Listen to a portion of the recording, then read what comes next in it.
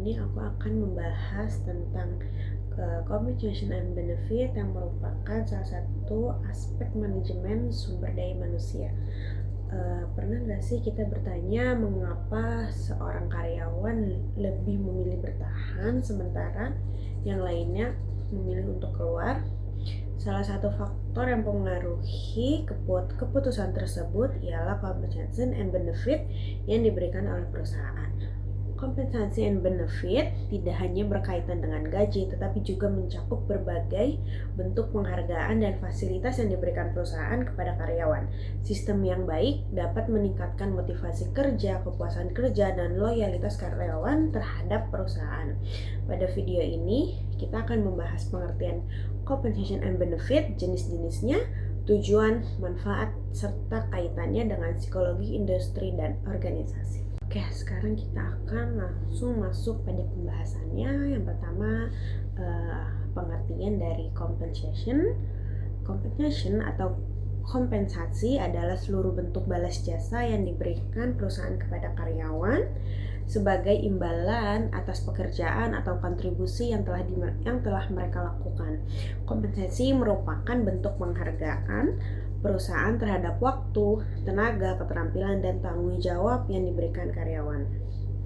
Dalam praktiknya, kompensasi menjadi salah satu faktor utama yang dipertimbangkan seseorang ketika memilih pekerjaan. Jika kompensasi dianggap adil dan sesuai dengan beban kerja, maka karyawan cenderung memiliki motivasi kerja dan kepuasan kerja yang lebih tinggi. Contoh dari compensation adalah gaji bulanan, upah harian, bonus kerja, insentif penjualan, komisi, dan pembagian keuntungan perusahaan. Kedua, ada pengertian dari benefit. Benefit adalah fasilitas atau keuntungan tambahan yang diberikan perusahaan kepada karyawan di luar gaji atau kompensasi langsung. Benefit bertujuan untuk meningkatkan kesejahteraan karyawan baik secara fisik, psikologis, maupun sosial. Saat ini banyak perusahaan menggunakan benefit sebagai strategi untuk menarik dan mempertahankan karyawan yang berbakat.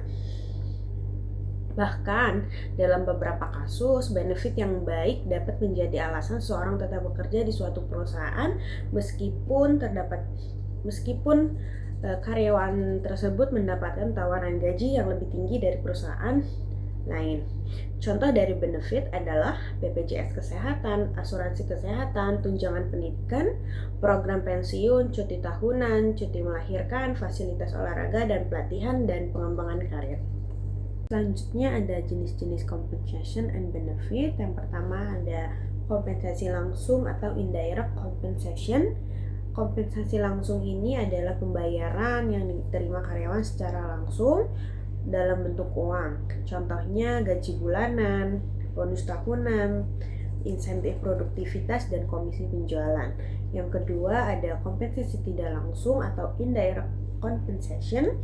Kompensasi tidak langsung adalah penghargaan yang tidak diberikan dalam bentuk pembayaran tunai secara langsung.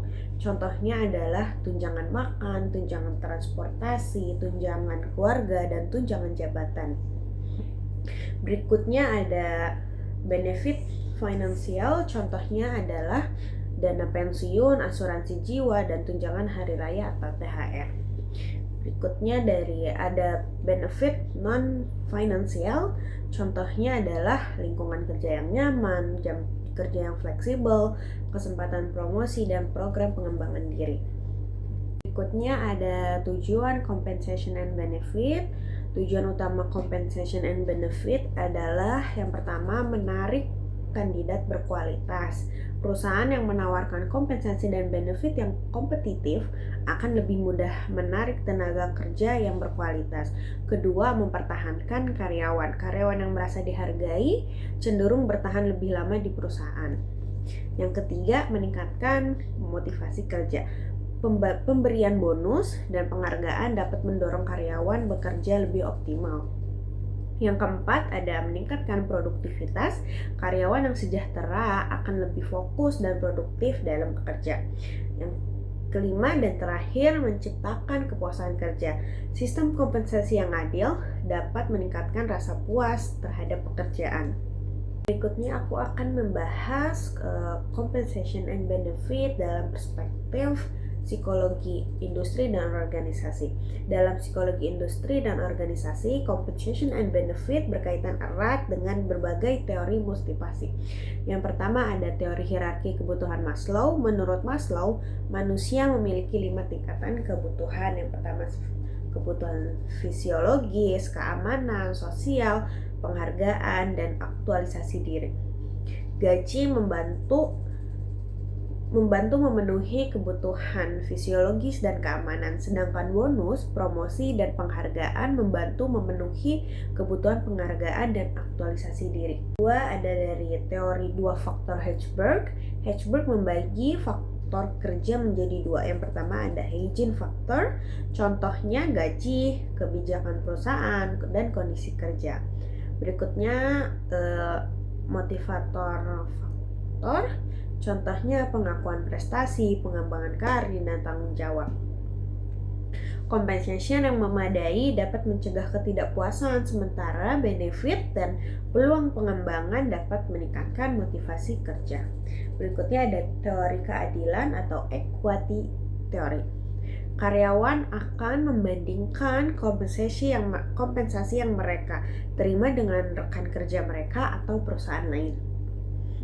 Jika merasa diperlakukan adil, mereka akan lebih termotivasi. Sebaliknya, jika merasa tidak adil, produktivitas karyawan akan menurun. Pembahasannya cukup sampai sini. Jadi compensation and benefit merupakan elemen penting dalam pengelolaan sumber daya manusia. Compensation adalah balas jasa yang diberikan atas pekerjaan karyawan, sedangkan benefit merupakan fasilitas tambahan untuk mensejahterakan karyawan. Sistem compensation and benefit yang efektif mampu meningkatkan motivasi, kepuasan kerja, loyalitas, dan produktivitas karyawan. Oleh karena itu, perusahaan perlu merancang sistem kompensasi and benefit yang adil, kompetitif, dan sesuai dengan kebutuhan karyawan.